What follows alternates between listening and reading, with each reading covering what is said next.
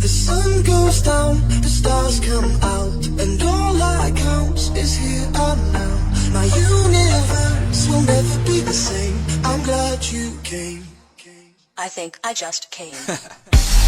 On this beat. Bem-vindos, pessoal, a mais uma aula de História aqui no canal Vestibular para Todos. Hoje é a nossa aula 4, dando sequência ao nosso processo de historização. Bom, nós nas últimas aulas estudamos a pré-história, e agora nós vamos passar para a nova datação temporal, a Antiguidade Oriental, especificamente o território mesopotâmico, a Mesopotâmia, que diferente do que a maioria das pessoas imagina, a Mesopotâmia não foi um império, mas sim uma região onde existiu diversas sociedades. Bom, Antiguidade Oriental. Nessa aula, o professor separou alguns tópicos. Primeiro, o Crescente Fértil, Antiguidade Oriental, Mesopotâmia, Sumérios, Amoritas, ou Babilônicos, Assírios, Caldeus e as características gerais. Bom, antiguidade. Primeiro, antes de tudo, a gente precisa entender o que é essa palavra antiguidade. Antiguidade é apenas uma de 4 idades, Antiguidade, que seria a idade antiga, tanto é que se você inverter ele bem rapidinho, Antiguidade e antiguidade. A idade média, a idade moderna e a idade contemporânea. Essa divisão temporal, ela vai se chamar quadripartite francês, tá, pessoal? Essa é aquela divisão temporal clássica ensinada nos livros de história, tá? Bom, já a antiguidade ela possui duas divisões. A antiguidade ocidental, do ocidente, qual vai ser a civilização grega e romana, tá? Que depois a civilização grega fica ali no leste europeu, na região dos Balcãs, que vai ter contato com os romanos, vão ser dominados, vão acabar exercendo uma influência muito grande na sociedade romana, que depois vai se transformar num grande império que vai abarcar a maior parte da Europa, e vai disseminar essa cultura do ocidente. Posteriormente, a Europa vai acabar colonizando e espalhando seu estilo de vida para todo o mundo. E nós temos também a Antiguidade Oriental, aqui do lado do Oriente. Tá? Aí fica todas as civilizações mesopotâmicas, tá? Porque não foi apenas uma, sociedade hebraica, fenícia, persa e egípcia, pessoal. Apesar da egípcia ficar ali no norte da África, ele está para o lado do Oriente, perdão. Então, vamos agora, pessoal, entender aqui a localização geográfica desse território demarcado aí no mapinha, como a gente pode ver, da Mesopotâmia, gente. Então, a região encontrava-se cercada por montanhas e desertos e possuía uma vegetação muito pobre, um clima quente e seco durante a maior parte do ano. Tanto é que se a gente observar ali no mapa à direita, a gente vê que existe um deserto ali na região da Pérsia, e esse outro relevo mais acima ali do mapa da onde está escrito Mesopotâmia em vermelho são regiões montanhosas. Esses elementos tornavam a região desfavorável à vida humana. Mas, graças ao aproveitamento das águas do rio por meio do trabalho coletivo, a Mesopotâmia transformou-se em um polo de atração para diferentes povos e o berço das civilizações ricas e variadas. Civilizações essas que também poderiam ficar conhecidas como civilizações hidráulicas, tá? E a gente já vai entender o porquê. E devido à fertilidade da região e ao privilégio geográfico para as atividades comerciais, não se pode dizer que a Mesopotâmia foi uma civilização homogênea. Tá? Homogênea, que significa igual, uniforme. Muito pelo contrário. Esses povos, em disputa pelo controle da região, formavam uma cultura bastante heterogênea, diversificada e estratificada. Aí, pessoal, tá vendo? É por isso que nós chamamos essas civilizações de civilizações hidráulicas. Tá? A Mesopotâmia vai ser conectada por 2 rios, o Tigre e o Eufrates. E eles vão se utilizar muito desses rios para tudo, para a construção de canais, diques, irrigação e afins. Todas as civilizações que vão existir nesse território. Aí é uma imagem do que significa uma civilização hidráulica. Olha aí, pessoal, tá vendo esses 2 rios? Tá? Eles nascem numa região montanhosa e desaguam no Golfo do Pérsico.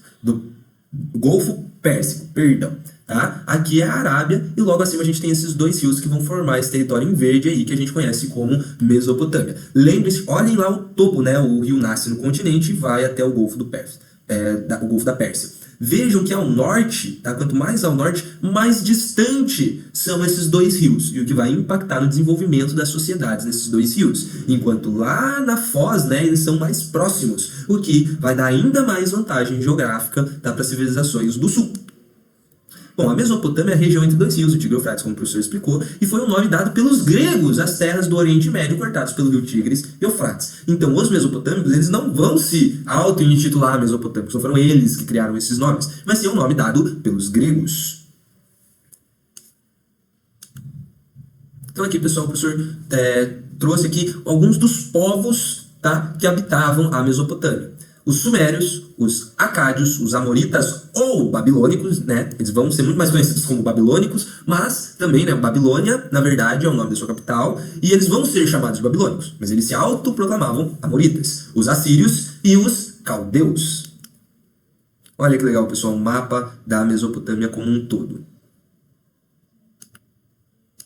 A gente vai começar estudando a Suméria, tá? Olha aí a região da Suméria, que são as cidades da Suméria, né? Kish, Kippur, Lagash, Uruk, Eridu e Ur, tá? Que vão ser uma das primeiras, né, cidades a desenvolver a agricultura, tá? A Suméria surge a partir de pequenas comunidades familiares e o sistema político sumério descentralizado evoluiu para a formação de cidades-estados. Opa, se é cidade-estado, vamos lá lembrar da Grécia Antiga, tá? Onde cada cidade era independente, não existia uma capital grega e um rei grego, não até, né, pelo menos até a chegada de Alexandre o Grande, seu pai. Então, né, elas funcionam dessa forma, cidades descentralizadas, onde cada uma possui um governo independente da outra. Tá? E elas eram consideradas as primeiras cidades da história. Então, lá na aula onde o professor explicou sobre a revolução do Neolítico, o assentamento humano, tá? O professor estava se referindo a essas sociedades, tá, pessoal? Os sumérios, eles também inventaram a escrita cuneiforme, com 350 caracteres. Então, se a gente fala, né, que a nossa escrita é complicada porque tem 26 letras, imagina ter 350. Né? E ela era feita, a partir aqui está colocado como cunhas, né? Mas eram furos, rachuras, né, triangulares numas placas de argila enquanto elas estavam mole, quando elas secavam, né, elas ficavam firmes, duras, rígidas, tá? Olha aí o exemplo da escrita cuneiforme. Vocês podem ver que são vários triângulozinhos dispostos, né, cada um de uma forma, numa variedade de 350. E essa também foi a primeira forma de escrita inventada pelo ser humano. Então, segundo aqueles historiadores metódicos lá do começo do século, na transição do século XIX para o XX, quando estavam concretizando a história enquanto ciência, que postularam que a história surge com a escrita, né, para eles é que seria um marco inicial da história, né, a primeira forma de escrita complexa criada pelo homem. Eles criaram também a divisão do calendário em 12 meses e a divisão do dia através de horas, minutos e segundos. Tá? E é dos sumérios também o mito de Gilgamesh, considerado o primeiro texto literário de toda a história. Bom, ainda sobre os sumérios, pessoal, né, as cidades-estados sumérias elas eram independentes em relação às outras, é isso que significa cidade-estado, o que acabou provocando, né, uma disputa entre elas e, consequentemente, um enfraquecimento uma em relação às outras. Por volta lá do ano de 2350 a.C., esse barbudão aí chamado Sargão I, governante de Acádia, né, uma das principais cidades-estados da Acádia, promoveu a unificação de todas as cidades-estados. Então a gente pode comparar esse Sargão I ao próprio, né, Filipe II, pai do Alexandre o Grande, que conseguiu unificar toda a Grécia. O Acádio fez a mesma coisa, porém na região da Acádia, né? E formando o primeiro império sumérico da história, provavelmente o primeiro império da história. A gente pode pôr aí o Sargão I como um dos primeiros imperadores da humanidade. O Sargão I passou a denominar rei das 4 regiões do mundo. Né? Óbvio, porque a concepção deles de mundo era muito diferente da nossa concepção moderna. Tá, gente? A Ágade foi a sua capital. Por volta do ano de 2000 a.C., os amoritas conseguiram derrubar o Império Acadiano e fundar a Babilônia, cidade que passaria a ser mais importante de toda a Mesopotâmia e de toda a Antiguidade, pelo menos de toda a Antiguidade ocidental, pessoal. Amoritas ou babilônicos. Então, a história dos amoritas se confunde com a história da cidade babilônia, que passou a ser o centro convergente de vários povos do Oriente Médio. A sua localização, né, em uma rota privilegiada de comércio, fez dela um grande centro comercial frequentado por vários povos. Esse foi um dos fatores que levaram Hammurabi, imperador babilônico, a elaborar um código de leis. Obviamente pela necessidade, né? Você tem agora uma sociedade, né, muito antiga, então, onde as pessoas não eram lá, né, muito morais, não se deixavam levar por uma conduta de moralidade, do que é certo ou não, e o extremo polo comercial, né, onde a gente já tem a sedentarização do homem, então a gente já tem acúmulo de bens, de capital, de produção em excedente, né? Então surge a necessidade de leis. né, com o objetivo de disciplinar o império centralizado e despótico, ou seja, governado por um déspota, com dispositivos a respeito, né, de praticamente todos os aspectos da vida da sociedade babilônica, família, comércio, justiça, entre outros aspectos, né? Então, o Código de Hammurabi, né, o primeiro registro legal de todos os tempos, aí a representação dele, né, ele vai servir para todos os aspectos da sociedade da época. Ele vai falar de justiça, costumes, religião, tudo. Baseado no princípio de Talião, dos Sumérios, cuja máxima era olho por olho, dente por dente, o Código de Hammurabi foi o primeiro código de leis escritas da humanidade. Após o governo de Hammurabi, a Babilônia foi invadida por diferentes povos que já dominavam novas tecnologias bélicas e guerreavam a cavalo, né? Os Hititas e os Cassitas, e foram conquistados por volta de 1600 a.C., pessoal. Mais tarde, esses povos foram derrotados pelos assírios, o povo lá do norte da Babilônia, que nós vamos estudar da Mesopotâmia, né? Não da Babilônia. Babilônia é a cidade, Mesopotâmia é a divisão, né? É uma região. Olha aí que bonitinho os assírios, né, gente? Que era um povo bem guerreiro. Eles se originam lá no norte da Mesopotâmia, uma região de passagem de vários povos, ou seja, muitos povos migram por lá. Fato que levou os assírios a um comportamento militarista e violento. Não gostamos de viajantes, não gostamos de imigrantes, não gostamos de pessoas que tentam roubar nossas coisas. Que foi, né, algo necessário à sua sobrevivência, essa militarização e violência. O Estado formou o primeiro exército profissional do mundo. Aí, gente, então era profissão ser guerreiro. Tá? Eles viviam para a guerra e usavam armas de ferro, carros de guerra e cavalos, inclusive instituindo serviço militar obrigatório. Tá? Com uma forte política expansionista, impunham a dominação pelo medo, conquistando a Babilônia, a Síria, a Palestina, o Golfo Pérsico e até mesmo o Egito. Olha só a dispersão do Império Assírio, gente. Olha como era grande. Peraí, só vamos voltar, pessoal. Analisem ali né, toda essa dispersão do Império Assírio. Eles só não conquistaram a Arábia dentro desse território. Bom, após a conquista, os assírios confiscavam as riquezas e pertences das regiões vencidas, o chamado butim de guerra. E em seguida vinha a repressão e a violência, ou às vezes, quando haviam sobreviventes, eles eram enviados como escravos para a Síria. O apogeu assírio ocorreu nos reinados de Sargão III, Senaquerib e Assuranapai, que tomou Tebas, ou seja, eles chegaram até a Grécia, né? Tebas é uma cidade grega. Assurbanipal, né, ficou conhecido por criar uma das maiores bibliotecas do mundo antigo, a Biblioteca de Nínive.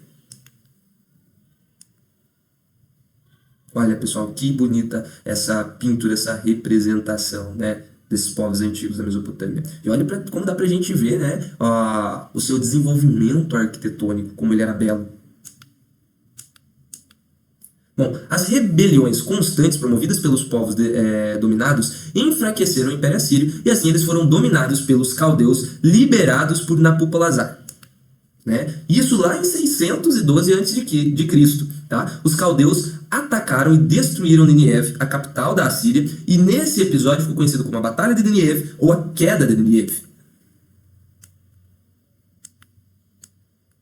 Tá? Agora nós vamos ver, né, quem foram esses caldeus, ou também conhecidos como neobabilônicos, ou os novos babilônicos. Tá? Os caldeus eles reconstruíram a antiga cidade da Babilônia, que passou a ter hegemonia, né, ou seja, ser dominante em toda a região da Mesopotâmia. O apogeu dos chamados neobabilônicos deu-se no reinado de Nabucodonosor, que desenvolveu uma política de conquista, dominando a Assíria, parte da Fenícia, Síria e o reino de Judá, né, lá do povo hebreu, também representado na Bíblia. Né? Onde após aprisionar, levou para a Babilônia milhares de judeus, fato que consta na Bíblia como o cativeiro da Babilônia.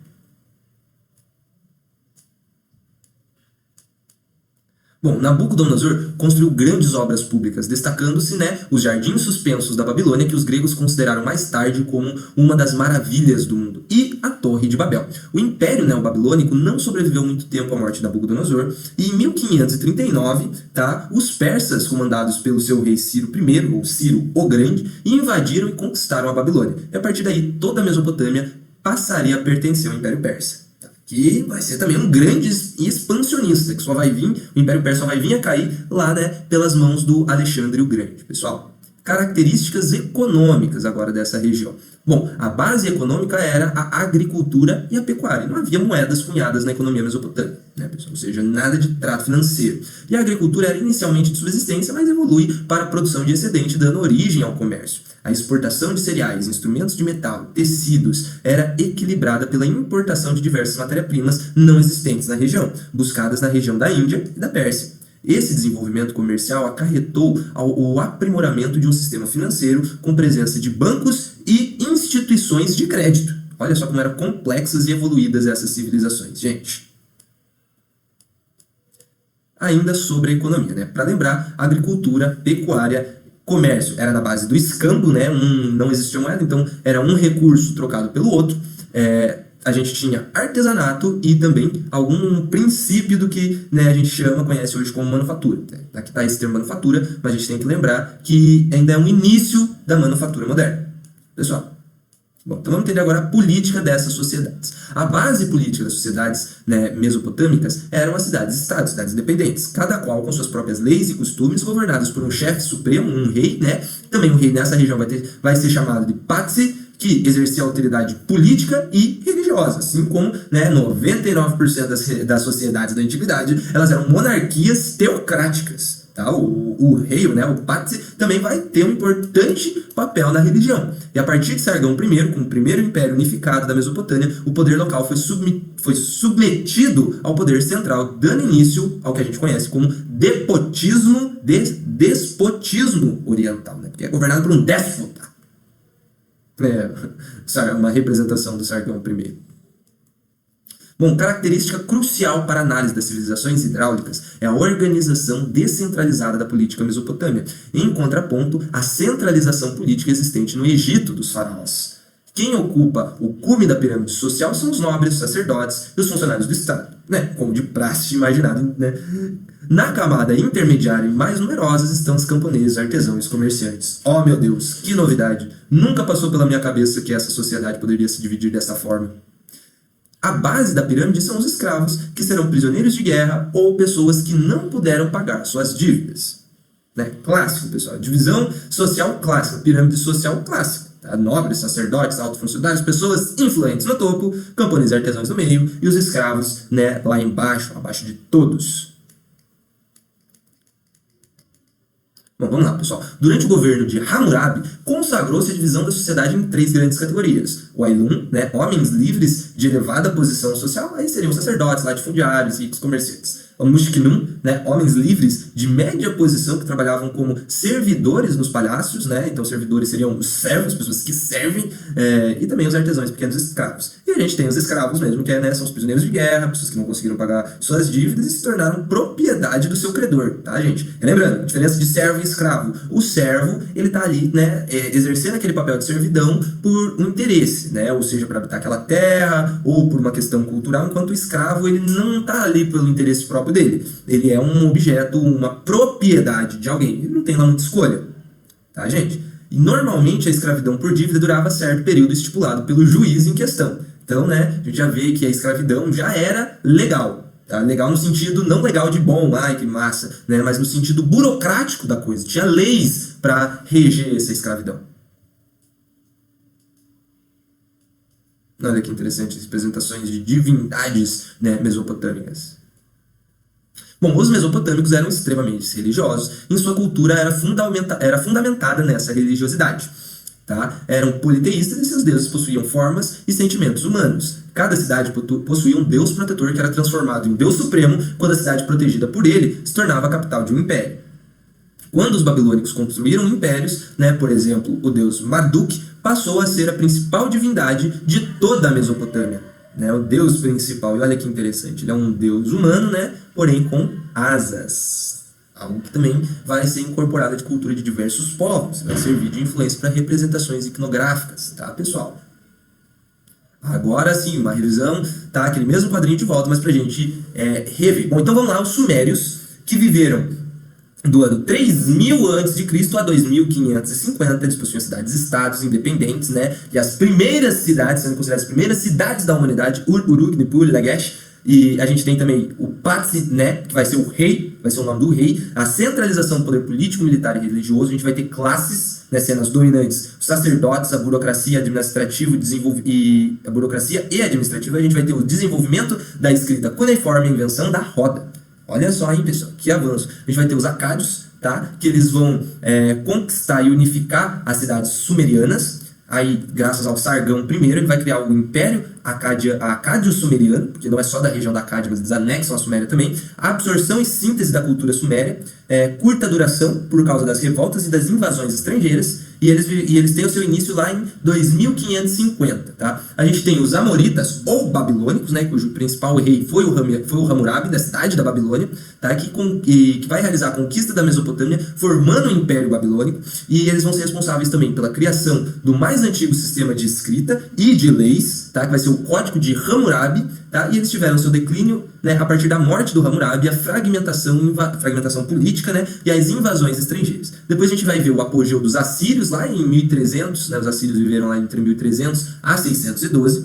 Daí eles vão ter aqui o tópico conflitos e invasões, né, o espírito de guerra. O Império Assírio vai conquistar a Mesopotâmia e a expansão territorial, né, o estado militarista, violência, tributos e escravidão dos povos conquistados. E o fim do império, né, vai se dar entre a aliança entre medos e caldeus. E agora sim, os caldeus, né, que vão ter lá sua passagem pela história entre 612 a 539, né, uma passagem muito curta, tudo isso antes de Cristo. Bom, são o segundo Império Babilônico. A Babilônia, né, que era o centro político, comercial e cultural. Lembrando que a Babilônia foi construída pelos amoritas, foi tomada pelos assírios, depois foi conquistada pelos caldeus, que se denominavam neo-babilônico. Né? Seu principal rei foi o Nabucodonosor, tá? Eles passaram por uma expansão territorial e grandes construções. A conquista de Jerusalém e a escravidão dos hebreus, né, que foi conhecido na Bíblia como cativeiro babilônico. E o fim do império se deu, né, pela invasão e domínio dos persas. Agora, ainda sobre cultura e religião, tá, pessoal? A estrutura central das cidades-estados eram os zigurates, construção que abrigava a sede do governo e também era sede religiosa e sede econômica, tudo num único lugar. Ziggurat, tá? O mais elaborado ziggurat foi a Torre de Babel, essa mesmo da Bíblia, tá, gente? Construída no segundo Império Babilônico, ou seja, pelos caldeus, tá, gente? Os jardins suspensos da Babilônia, tá? Que foi considerado, os gregos piravam nesse jardim, meu Deus do céu. E apesar de uma visão religiosa latente, não cultuaram a vida após a morte como os egípcios, tá? Então, muito religiosos, mas assim, ser religioso enquanto vive, porque depois, a hora que morreu, acabou, querido, não existe. Né? Ainda sobre cultura e religião, pessoal, eles eram grandes conhecedores da matemática e desenvolveram estudos sobre geometria, álgebra e astronomia. Né? E os mesopotâmios e os gregos tinham um grande intercâmbio, né, graças ali ao mar Mediterrâneo. Tá? Também fazia ali fronteira com a região da Mesopotâmia. Eles também promoveram a divisão da circunferência em 360 graus e do tempo em segundos e das horas e dos dias. Beleza, pessoal? A astrologia foi uma criação mesopotâmica que depois foi importada pelos gregos. E um grande legado, né, escrito dos povos dessa região foi o Código de Hammurabi e a Epopeia de Gilgamesh, ambos escritos com escrita cuneiforme dos sumérios. Então, pessoal, por hoje é tudo e até uma próxima aula. Valeu!